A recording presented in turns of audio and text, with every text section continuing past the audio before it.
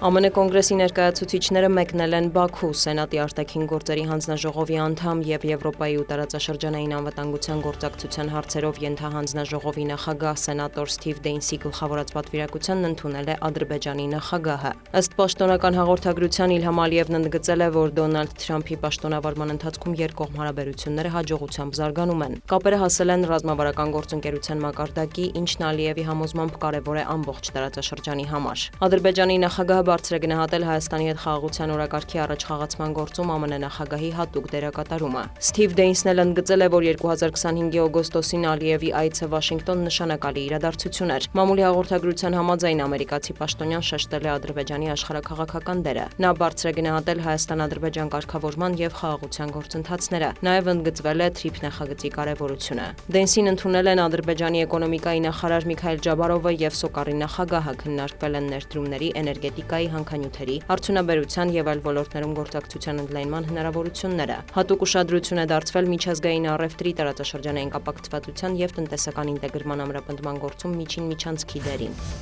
Ֆրանսիայի նախագահը մեկնել է Սիրիա, նրան ուղեկցում են այդ թվում գործարարներ կենտրոնանալու հանրապետության վերականգնման եւ ներդրումների վրա։ Էմանուել Մակրոնը արևմտյան առաջին ղեկավարն է, որն այցելում է Դամասկոս 2024 թվականին Բաշար Ալ-Ասադի իշխանության տապալումից հետո։ Նախքան նախագահ Ահմեդ Աշարայի հետ հանդիպումը Մակրոնը հայտարարել է, որ Դամասկոսում է արտահայտելու Ֆրանսիայի հանձնառությունը եւ աջակցությունը սիրիացի ժողովրդին։ Եկեք միասին բացենք կայունության եւ խաղաղության նոր էջ տարածաշրջանում, ընդգծել է Ֆրանսիայի նախագահը։ Ահմեդ Աշարան էլ շեշտել է Մակրոնի այցը կարևոր է երկկողմ հարաբերությունների զարգացման տեսանկյունից։ Նրա խոսքով Փարիզը կառուցողական դեր է խաղացել Սիրիայի դեմ պատժամիջոցների չեղարկման գործում։ Մակրոնի այցի ֆոնին ֆրանսիական պատվիրակության հյուրանոցից ոչ հեռու պայթյուններ են որոտացել, 10-ից ավելի մարդ հետ ուժել, այդ թվում ոստիկաններ։ Հաղորդվում է, որ Ֆրանսիայի նախագահը պայթյունի պահին հյուրանոցի տարածքում չի եղել։ Ովքեր եւ ինչ նպատակով են կազմակերպել պայթյունը դեռևս հայտնի չէ։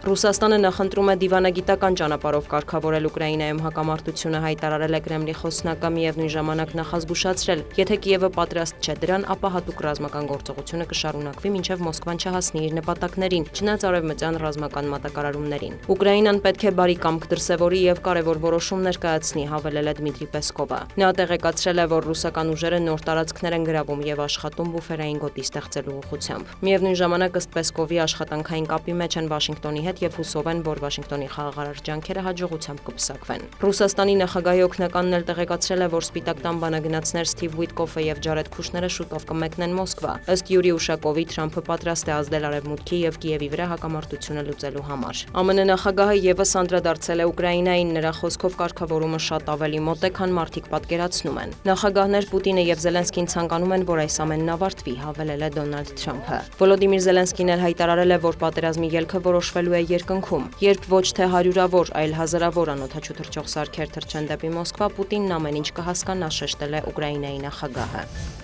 Մեծ Բրիտանիան, Նիդերլանդները, Ֆինլանդիան եւ Լեհաստանը կստեղծեն պաշտպանության ֆինանսավորման բազմակողմ նոր մեխանիզմ ուղղված պաշտպանական ներուժի ամրապնդմանը եւ դաշնակիցների ծախսերի արդյունավետության բարձրացմանը։ Երկրները համատեղ հայտարարությամբ հաստատել են համատեղ գնումների ոլորտում գործակցությունը խորացնելու մտադրությունը, ընդգծել, որ նախաձեռնությունը պետք է օգնի արդիականացնել ՆԱՏՕ-ի հավաքական պաշտպանությունը։ Մենք աշխատում ենք միասին, որպեսզի պատրաստ լինենք արձագանքել ապագա սպառնալիքներին։ Շարունակում ենք հավատարիմ մնալ Ուկրաինային աջակցությանը, ասված է հայտարարության մեջ։ Նոր մեխանիզմը նախատեսում է պաշտպանական ոլորտում ներդրումների ավելացում, համատեղ գնումների զարգացում ու ռազմական հնարավորությունների կայուն պահանջարկի ձևավորում։ Կողմերը նախատեսում են պաշտպանության ֆինանսավորման նոր համակարգը ներդնել 2027 թվականին։ Նախաձեռնության մասնակիցների շրջանակը կարող է ընդլայնվել։ Դիանա Գասպարյան, լուրեր։